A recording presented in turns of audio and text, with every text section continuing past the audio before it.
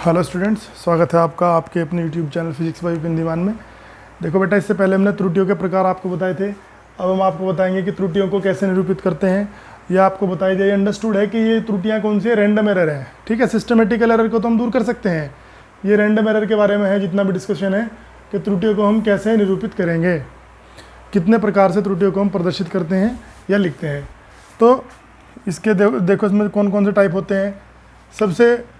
सबसे पहला काम होता है हमारा कि जो भी मापन हमें दिया हो हम उसका माध्यमान या फिर हम उसका औसत मान ज्ञात कर लें।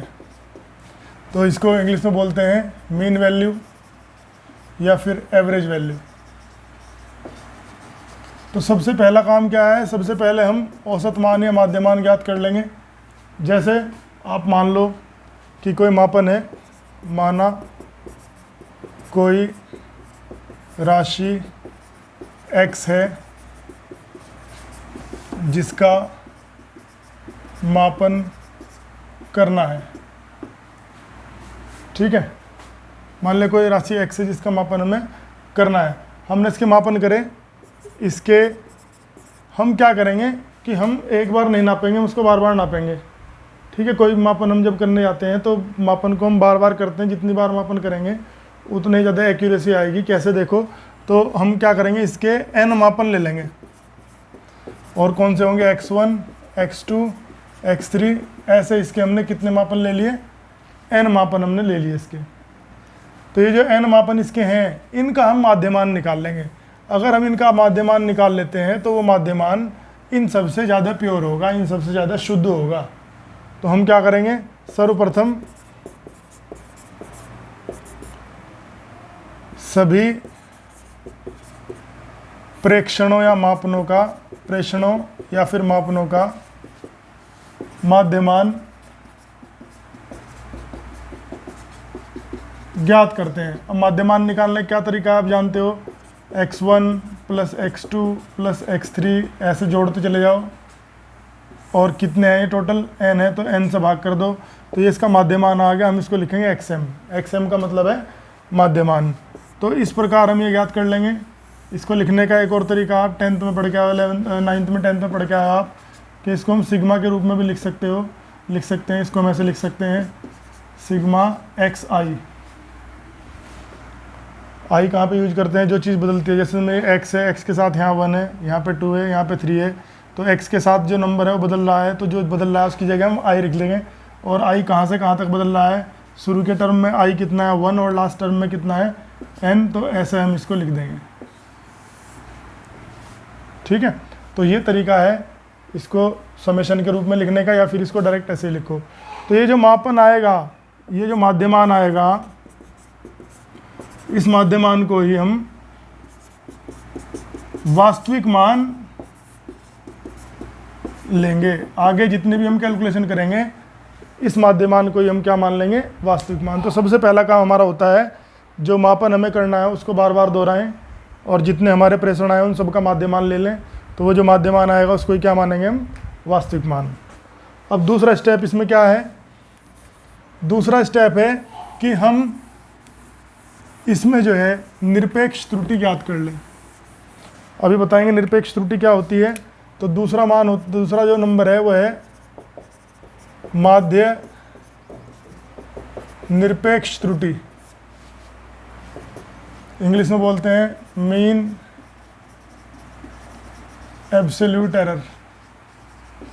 समझो इसको क्या होता है। पहले इसको समझने से पहले आपको पता होना चाहिए निरपेक्ष त्रुटि क्या होती है। तो निरपेक्ष त्रुटि क्या होती है, बहुत सिंपल सी परिभाषा है कि जो निरपेक्ष त्रुटि है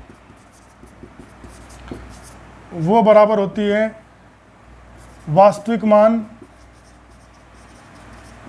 डिफरेंस मापित मान, या फिर इसको हम प्रेषित मान भी कहते हैं। भाई जैसे आपको जी की वैल्यू पता है 9.8 होती है, लेकिन किसी बच्चे ने वो ज्ञात करी 10.6। तो इन दोनों का डिफरेंस कितना आएगा, 0.8 डिफरेंस। और डिफरेंस जो निकालते हैं, डिफरेंस का मतलब होता है बड़े में से छोटे को ही माइनस करना है। ये ध्यान रखना है, चाहे किसी को आपने पहले लिखा हुआ है किसी को बाद में। जैसे इसमें 9.8 को पहले लिखा और 10.6 को बाद में लिखा, तो भी हम इसमें से इसको माइनस करेंगे। बड़े में से छोटे को माइनस करना है, तो ये हमारा आ गया इसका, ये इतना आ गया हमारा निरपेक्ष त्रुटि। ठीक है, तो निरपेक्ष त्रुटि क्या होती है? वास्तविक मान और मापित मान में अंतर। अब आप जानते हो यहाँ पे कि वास्तविक मान कौन कौन से हैं। यहाँ पे वास्तविक मान है यहाँ पे डेल्टा, वास्तविक मान है यहाँ पे XM, अभी आप याद करके आए हैं। मापित मान क्या है? X1 है, फिर मापित मान क्या है? X2 है, फिर क्या है? X3 है। ऐसे ही कहाँ तक चले हम? XN तक। तो यहाँ पे जो निरपेक्ष त्रुटि है, इस वाले केस में एक निरपेक्ष त्रुटि नहीं आएगी, बहुत सही आएंगी, क्योंकि तुमने कितने मापन करे थे? N, तो कितनी निरपेक्ष त्रुटि आएंगी? N। निरपेक्ष त्रुटि को हम देखो, अगर मान लो कोई मापन x कर रहे हैं और x डैश उसका मापित मान आ गया, ये वास्तविक मान है, ये मापित मान है, तो इनका डिफरेंस जो होता है वो क्या कहलाता है? निरपेक्ष त्रुटि। और निरपेक्ष त्रुटि को डेल्टा x से लिखते हैं हम। चलो, अब जैसे x1 में निरपेक्ष त्रुटि लिखनी है तो ये आएगी डेल्टा x1, और क्या आएगा? XM difference x1। क्यों? क्योंकि ये क्या होता है? वास्तविक मान और मापित मान का अंतर। तो वास्तविक मान इससे पहले वाले पॉइंट में बताया था क्या होता है? XM। अच्छा, अगर तुम्हें x2 में निकालनी निरपेक्ष त्रुटि, तो डेल्टा x2 कितना आएगा? XM difference x2। ऐसे ही x3 में निकालनी है, डेल्टा x3 कितना आएगा? सबको XM में से माइनस करना है, ऐसे ही हम माइनस करते चले जाएंगे। और जब हमें n में निकालनी है त्रुटि, डेल्टा XN कितना आएगा? XM difference XN। तो ये माध्य, सॉरी, ये आ गई x1 में निरपेक्ष त्रुटि, और ये क्या आ गई बेटे? x2 में निरपेक्ष त्रुटि। ये क्या आ गई? x3 में निरपेक्ष त्रुटि। ये क्या आ गई? तो ऐसे हम निरपेक्ष त्रुटि याद कर सकते हैं। क्या करना? हमें वास्तविक मान में से माइनस करना है जो मान हमें माप के मिला है। अच्छा, अब हमें क्या करना है? हमें निकालनी माध्य निरपेक्ष त्रुटि, मतलब इन सब का मध्यमान। तो हम क्या परिभाषा लिखेंगे इसकी? हम लिखेंगे कि भाई निरपेक्ष त्रुटियों का माध्य क्या कहलाता है? निरपेक्ष त्रुटियों का जो माध्य होता है वो क्या कहलाता है? माध्य निरपेक्ष त्रुटि होता है। कैसे लिखेंगे इसको? लिखते हैं डेल्टा XM। क्या लिखते हैं? Delta XM। कितना आएगा? पहली त्रुटि में पहली निरपेक्ष त्रुटि कितनी है? Delta X1। दूसरी कितनी है? Delta X2। देखो, समझ रहे हो आप क्या कर रहे हैं? हम अब निरपेक्ष त्रुटियों का माध्य निकाल रहे हैं। पहले हमने माध्य किसका निकाला था? मापन का। अब किसका निकाल रहे हैं? इन त्रुटियों का, और बटे n। ये तरीका हो गया निकालने का। और अगर इसको सिग्मा के रूप में लिखना है तो कैसे लिखोगे? अगर इसको सिग्मा के रूप में लिखना है तो ये आएगा 1/n सिग्मा, पहली टर्म n 1, लास्ट टर्म कितनी है? n, delta XI। तो ये 2 पॉइंट हो गए हमारे क्लियर। इसके बाद बारी आती है कि भाई सापेक्ष त्रुटि क्या होती है। इसके बाद का पॉइंट क्या है? सापेक्ष त्रुटि। तो इसके बाद का पॉइंट हम डिस्कस कर लेते हैं। इसके बाद का पॉइंट क्या है बेटे? सापेक्ष त्रुटि। ठीक है, इसी को हम कहते हैं भिन्नात्मक त्रुटि, इसी को कहते हैं हम अनुमेय त्रुटि, इसी को कहते हैं हम आपेक्षिक त्रुटि। इसके कई नाम हैं।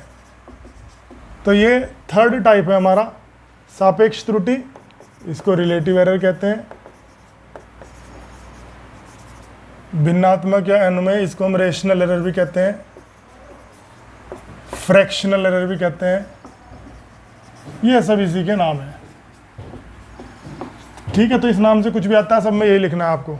क्या होता है ये बहुत सिंपल है। जैसे आप मान लें बाज़ार से कोई सामान लेने के लिए गए, सपोज़ आपको 100 रुपये मिले और आपने उसमें से 25 खर्च कर दिए। अगर आपके पापा पूछें कि भाई कितना भाग आपने खर्च किया इसका, तो कितना पार्ट खर्च कर दिया? 100 का 1/4। तो कैसे निकलता है? जितना खर्च किया अपॉन जितने टोटल मिले थे। तो यहाँ पे भी ऐसे ही है, जितनी त्रुटि हुई, कितनी त्रुटि हुई? डेल्टा XM, और कितना मान था वास्तविक XM। तो इनका अनुपात होता है। हम इसकी परिभाषा क्या लिखेंगे कि माध्य निरपेक्ष त्रुटि मतलब डेल्टा XM तथा माध्यमान का अनुपात होता है। ये जो माध्यमान है वो और माध्य निरपेक्ष त्रुटि का अनुपात, इसको लिखते हैं स्मॉल डेल्टा एक्स से। ये स्मॉल डेल्टा है बेटा, ऐसे एस बना के ऐसे मोड़ देना स्मॉल डेल्टा एक्स से। तो ये आ गई माध्य निरपेक्ष त्रुटि। इसके बाद जो नेक्स्ट है हमारा वो है प्रतिशत त्रुटि। इसको भी समझ लेते हैं, वो इसको पूरा कराएंगे इस वीडियो में। इसके बाद कौन सी है,